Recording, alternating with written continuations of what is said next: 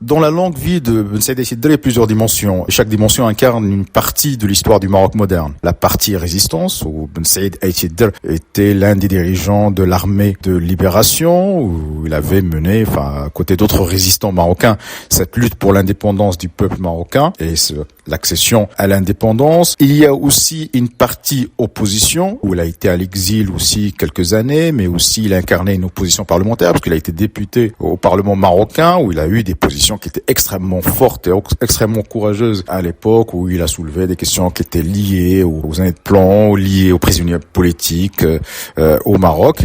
Et aussi, il y a une partie de construction de l'État démocratique et moderne. Il a été parmi les fondateurs de la Kotla démocratique, donc de cette alliance de partis marocains qui ont préparé l'émergence du gouvernement de l'alternance en 1997. Il n'a cessé justement de lutter pour des institutions démocratiques fortes et modernes. Avec la disparition de Ben Saïd Aït Idr, on assiste bien sûr à la disparition aussi de tout un pan de l'histoire du Maroc incarné par un seul homme, où il y a justement ce mélange de résistance, d'opposition, mais aussi de lutte pour un Maroc démocratique. Vous écoutiez Abdallah Tourabi, journaliste et écrivain marocain, à propos de Mohamed Ben Saïd Aït Idr.